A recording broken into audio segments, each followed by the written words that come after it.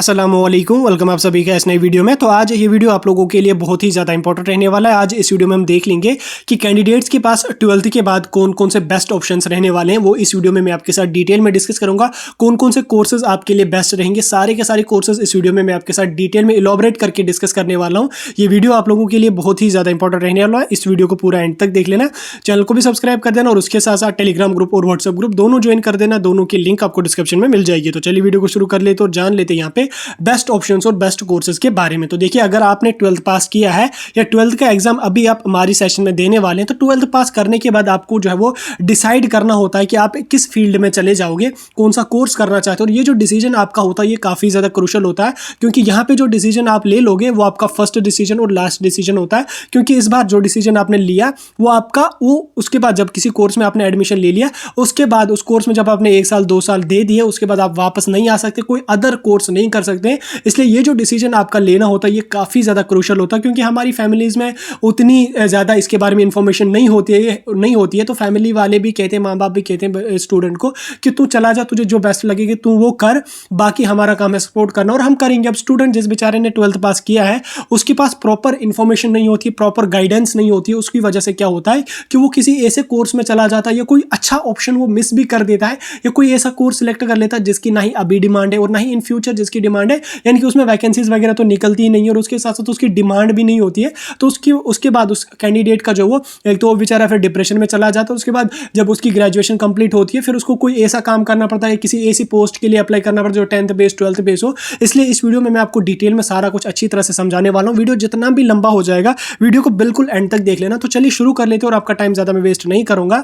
तो देखिए, सबसे पहले जो मेडिकल स्ट्रीम से स्टूडेंट्स हैं उनके पास, हर स्टूडेंट को मैं हर वीडियो में भी कहता रहता हूँ कि नीट की तैयारी आप बिल्कुल कर देना, यानी कि आप MBBS की तैयारी करना और नीट बिल्कुल आप देना। चाहे अगर आपको 1 साल 2 साल भी ड्रॉप लेना पड़े नीट के लिए, ले लो। 1 साल 2 साल से कुछ भी नहीं होता। अभी आपकी एज कुछ ज़्यादा उतनी नहीं है, 30-40 साल की अभी आप नहीं हुए, ज़्यादा से ज़्यादा 18-19 साल के आप हो। अगर आप 2 साल 3 साल भी ड्रॉप ले लोगे, 3 साल तो मैं ज़्यादा नहीं कहूँगा, 2 साल मिनिमम अगर आप ड्रॉप ले लोगे तो ले लो, नीट की तैयारी कर लो। अगर आपका नीट हो जाता है तो आप तो सेट हो ही हो, और उसके साथ अगर आपका खुदा न खासा नीट ना हो जाएगा तो 2 साल जो आपने पढ़ा होगा 11th और 12th का, उसमें आपको नीट में ही बेनिफिट नहीं रहेगा। वो आपको किसी भी अदर कॉम्पिटिटिव एग्जाम में अगर आप पार्टिसिपेट कर लोगे, उसमें वो आपको बहुत ज़्यादा बेनिफिट होने वाला है। तो 11th 12th में जो आपने पढ़ा होगा, ये आपको कोई अदर कोर्स भी अगर आप कर लोगे, उसका फर्स्ट ईयर सेकेंड ईयर का जो सिलेबस होता है वो काफ़ी मिलता जुलता होता है 11th और 12th के सिलेबस के हिसाब से। इसलिए जो कैंडिडेट मेडिकल स्ट्रीम से है उनको अगर 1-1 2-2 साल भी वेस्ट करना पड़े, वेस्ट मतलब ड्रॉप लेना पड़े,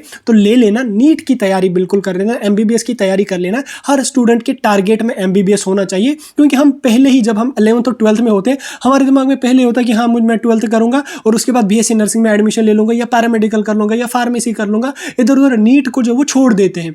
अगर आप टारगेट बड़ा रख लोगे, भले ही वो आपको ना मिले, लेकिन उससे आपको बेनिफिट बहुत ज़्यादा बेनिफिट मिलने वाले हैं। अगर आपका MBBS में सिलेक्शन ना भी हो जाती है तो भी आपकी जो नॉलेज होगी, 2 साल जो आपने पढ़ा होगा, वो बिल्कुल आपका कभी ज़ाया नहीं होगा। वो आपको लाइफ में आगे चल के बहुत ज़्यादा काम आने वाला है। अगर आप किसी भी कॉम्पिटिटिव एग्जाम में बैठोगे, किसी भी कॉम्पिटिटिव एग्जाम में पार्टिसिपेट कर लोगे, ये जो आपने 2 साल नीट के लिए ड्रॉप लिए होंगे ये आपको वहाँ पे काम आ जाएंगे। अगर आपका MBBS ना भी हो, वैसे 2 साल अगर आप अच्छी तरह से पढ़ लोगे तो आसानी से आपका MBBS हो जाएगा, नीट आपका आसानी से क्रैक हो जाएगा।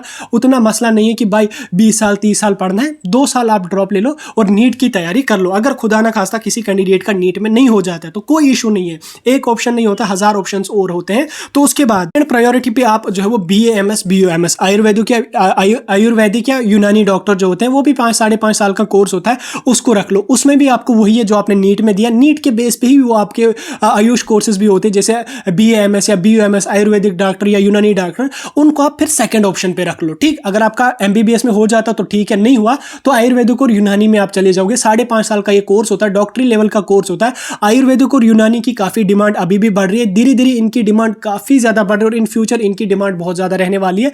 तो इनको आप सेकंड ऑप्शन पे रख लोगे। इसमें आपको सेम वही है, नीट का ही आपको पढ़ना है। MBBS में नहीं हुआ तो BAMS BUMS में आप चले जाना। और उसके साथ साथ अगर खुदा ना खास्ता इसमें भी आपका नहीं हो जाता, वैसे तो इसमें तो हो जाएगा, इसमें उतना ज़्यादा कट ऑफ नहीं होता, या अगर आपको इसमें इंटरेस्ट नहीं है तो तीसरे ऑप्शन पे आप जो है वो BDS रख लेना। ठीक, BDS भी आपका सेम उसी से होगा, MBBS नीट के थ्रू ही आपका BDS भी होगा। BDS भी आपका डेंटल डॉक्टर होता है, सेम डॉक्टरी टैग उसमें भी आपको मिल जाएगा। तो उसमें यह है कि BDS की ज़्यादा गवर्नमेंट में वैकेंसीज उतनी ज़्यादा नहीं निकलती हैं। उसमें यह है कि आप आसानी से अपना क्लिनिक क्लिनिक वगैरह भी डाल सकते हैं। डिग्री आपकी कंप्लीट हो जाएगी, क्लिनिक वगैरह आप आसानी से डाल सकते हो और आसानी से आप अच्छी खासी अर्निंग उसमें जनरेट कर सकते हैं। भले ही आपको गवर्नमेंट सेक्टर में जॉब ना मिले, लेकिन आप अर्निंग उसमें अच्छी खासी जनरेट अपना क्लिनिक डाल के कर सकते हैं। तो वो भी आपके पास ऑप्शन होना चाहिए। तो इन सभी तीनों के लिए आपको 3 एंट्रेंसेस नहीं देने, एक ही एंट्रेंस आपका नीट देना है। तीनों में आपका इसमें तीनों का तीनों कवर हो जाएगा। ठीक, एमबीबीएस पहले पे, दूसरे पे बीए एमएस बीएमएस और तीसरे पे आप बीडीएस रख लो। तीनों के लिए एक ही यहाँ पे रहेगा। अब फॉर एग्जाम्पल किसी कैंडिडेट को इन 3 में ऑप्शन नहीं है या मतलब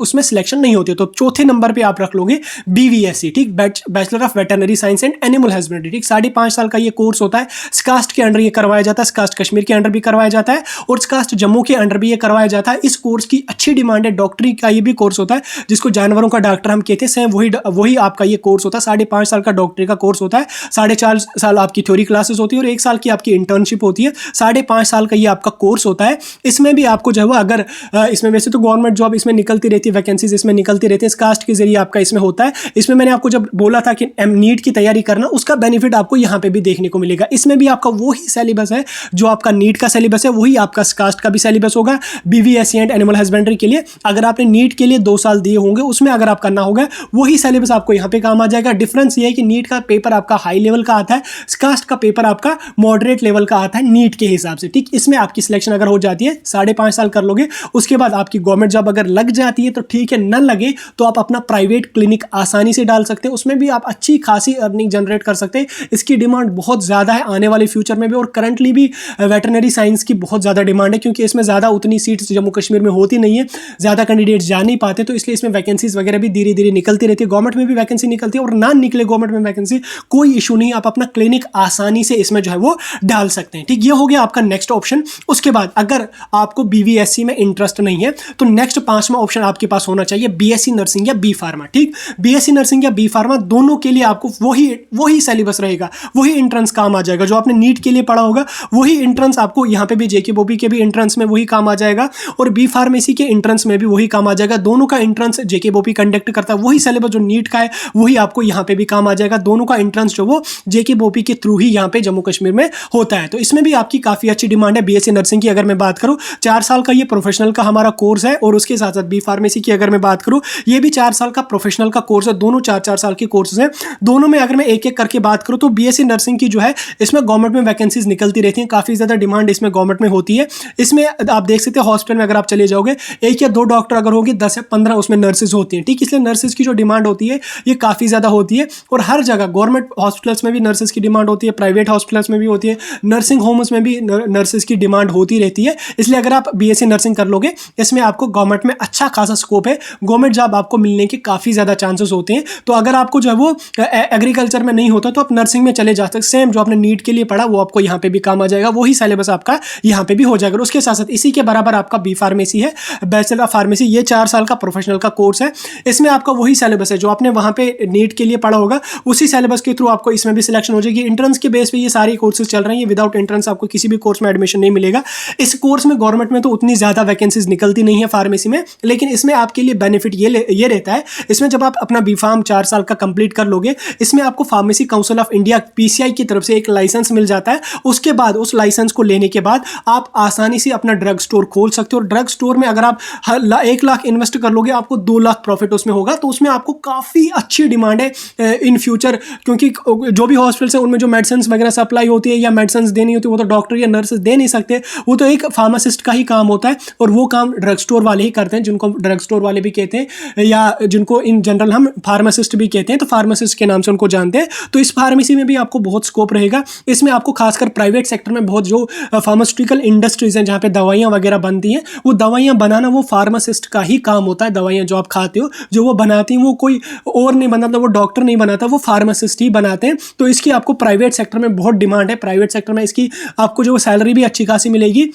लेकिन बदकिस्मती से जम्मू कश्मीर में इसमें आपको प्राइवेट सेक्टर में उतनी डिमांड नहीं, क्योंकि जम्मू कश्मीर में फार्मास्यूटिकल इंडस्ट्रीज उतनी नहीं है जितनी बाहर के स्टेट्स में। अभी धीरे धीरे डेवलपमेंट हो रही है, आगे चल के अगर फार्मास्यूटिकल इंडस्ट्रीज यहाँ पे 2-4 बन जाती हैं तो इसमें प्राइवेट सेक्टर में भी जम्मू कश्मीर में बहुत ज़्यादा डिमांड बढ़ेगी। इंडस्ट्री सेक्शन की मैं बात करूँ, नहीं तो अगर आपको गवर्नमेंट जॉब फार्मेसी में नहीं मिलती, क्योंकि फार्मेसी में उतनी ज़्यादा वैकेंसीज नहीं निकलती है नर्सिंग के हवाले से। नर्सिंग में बहुत वैकेंसीज निकलती हैं, फार्मेसी में कम निकलती हैं। तो इसमें आपको लाइसेंस मिल जाएगा, आप अपना ड्रग स्टोर लगा सकते हैं आसानी से। आप जो वो उसमें लाखों की अर्निंग जनरेट कर सकते हैं, काफ़ी अच्छा। आप बेकार नहीं बैठोगे, अगर आपको गवर्नमेंट जॉब नहीं मिलती है तो फार्मासिस्ट आप जब वो अपना मेडिकल स्टोर वगैरह खोल सकते हैं, उससे आपका काफ़ी ज़्यादा यहाँ पे जब वो इसमें आपकी अर्निंग बन सकती है। बी फार्मेसी या बीएससी नर्सिंग के बाद अगर आपको इसमें भी इंटरेस्ट नहीं है, उसके बाद आपके पास नेक्स्ट ऑप्शन आपका है, आप बीएससी पैरामेडिकल का कोई कोर्स कर लो या बीएससी टेक्नोलॉजी का कोई कोर्स कर लो। इन कोर्सेज में भी आपको एंट्रेंस के बेस पे ही सिलेक्शन होती है। सेम सिलेबस आपका एंट्रेंस का वही रहेगा जो आपको नीट में आपने जो सिलेबस पढ़ा होगा वही आपको यहाँ पे काम आ जाएगा। तभी मैंने आपको वीडियो की स्टार्टिंग में ही बोला था कि अगर आपको फिर एमबीबीएस में सिलेक्शन नहीं होती है, नीट में सीट नहीं निकलती है, ये सिलेबस आपको आगे चल के बहुत काम आने वाला है। जो इतने सारे एंट्रेंसेस मैंने बोले, कोर्सेज बोले, इन सभी कोर्सेज का वही जो आपने एमबीबीएस के लिए एंट्रेंस की तैयारी की है वही सिलेबस यहाँ पे भी रहेगा। तो नेक्स्ट कोर्स आपका बीएससी नर्सिंग बीएससी पैरामेडिकल और बीएससी टेक्नोलॉजी के कोर्सेज है। बीएससी पैरामेडिकल और बीएससी टेक्नोलॉजी कोर्सेज की अगर मैं बात करूं, इसमें आपके बहुत सारे कोर्सेज आते हैं, जैसे BSc in medical lab technology, BSc in physiotherapy, BSc in operation theatre technician, BSc in radiology, BSc in anaesthesia technician. तो बहुत सारे ये टेक्नीशियंस के कोर्सेज है, जिसमें आधे लेबोरेटरी के कोर्सेज है, आधे मतलब एनेस्थीसिया, ऑपरेशन थिएटर, जो ये थिएटर के कोर्सेज वगैरह हैं। तो इन कोर्सेज की भी काफ़ी ज़्यादा डिमांड होती है। इनमें काफ़ी सारे कोर्सेज है जिनमें आपको लाइसेंस भी मिल जाता है। जैसे अगर आप एमएलटी करोगे, मेडिकल लैब टेक्नीशियन करोगे, या फिर रेडियोलॉजी आप कर लोगे, बीएससी रेडियोलॉजी, इन कोर्सेज को करने के बाद आपको पैरामेडिकल काउंसिल से एक लाइसेंस मिल जाएगा। जिस तरह से फार्मेसी में आपको लाइसेंस मिलता है, उसी तरह से इसमें भी आपको लाइसेंस मिलता है। लाइसेंस पाने के बाद आप अपना जो वो लेबोरेटरी वगैरह, लैब वगैरह कहीं पे भी खोल सकते हो। उसके बाद जो भी टेस्टर्स, चाहे सीटी स्कैन, एमआरआई या ब्लड टेस्ट जो भी होते हैं, वो यही टेक्नीशियंस करते हैं, वो यही टेक्नीशियंस परफॉर्म करते हैं। इसमें भी आपको जो वो गवर्नमेंट सेक्टर में भी पोस्ट इसमें निकलती है। गवर्नमेंट हॉस्पिटल्स में भी पैरामेडिकल स्टाफ या टेक्निकल स्टाफ की जरूरत पड़ती है, प्राइवेट हॉस्पिटल्स में भी इनकी जरूरत पड़ती है। और उसके साथ साथ ये जो दो कोर्सेज हैं, एमएलटी और रेडियोलॉजी, इनमें लाइसेंस मिलकर आप अपनी लैब वगैरह भी डाल सकते हैं और अच्छी खासी अर्निंग इसमें आप जनरेट कर सकते हैं। और इसमें ऑपरेशन थिएटर का जो कोर्स है उसकी भी काफ़ी अच्छी डिमांड है। एनेस्थीसिया टेक्नीशियन है, उसकी भी अच्छी डिमांड है। परफ्यूजन टेक्नीशियन जो है उनकी भी बहुत अच्छी डिमांड है। और उसके साथ साथ सबसे इंपॉर्टेंट इसमें आपका बीएससी इन फिजियोथेरेपी है। बीएससी इन फिजियोथेरेपी की भी काफ़ी डिमांड है। इसमें आने वाले दिनों में बहुत ज़्यादा डिमांड होती है। इसमें जो एक्सरसाइजेस के जरिए हम डिजीज़ को ट्रीट वगैरह करते हैं, जॉइंट पेन वगैरह होती है, तो एक्सरसाइजेस के जरिए फिजियोथेरेपिस्ट जो उसको ट्रीट करते हैं। तो फिजियोथेरेपी भी जो पैरामेडिकल में आती है, ये भी काफ़ी अच्छी कोर्स है। इसकी भी काफ़ी अच्छी डिमांड आप लोगों के रहने वाले। सभी का जो आपका इंट्रेंस होता है और इंट्रेंस के बेस पे इसमें आपकी सिलेक्शन हो जाती है। यहाँ तक तो आपको समझ आ गया। यहाँ पे मैंने आपको प्रोफेशनल और पैरामेडिकल के कोर्सेज और मेडिकल के कोर्सेज बता दिए। अब अगर मैं थोड़ा सा जनरल की तरफ चलूँ, सिंपल बीए बीएससी नहीं, सिंपल ग्रेजुएशन की तरफ चलूँ, तो उसमें आप सभी को पता है कि जम्मू कश्मीर क्या पूरे ऑल ओवर इंडिया में अब आपको वो बीए बीएससी बीकॉम वगैरह होता नहीं, अब आपको ऑनर्स करना पड़ता है किसी सब्जेक्ट में। उस पर तो मैं डिटेल वीडियो आर्ट्स वाले स्टूडेंट्स के लिए डालूंगा, कौन कौन सा सब्जेक्ट आपके लिए बेहतर रहेगा। लेकिन मेडिकल के हवाले से मैं कुछ एक दो सब्जेक्ट्स आपको बता रहा हूँ जिनकी डिमांड काफ़ी अच्छी है। डिमांड कैसे, जैसे आपका बीएससी इन बायोकेमिस्ट्री है, बीएससी इन माइक्रोबायोलॉजी है, बीएससी इन बायोटेक्नोलॉजी। ठीक, ये तीन कोर्सेज, या बीएससी इन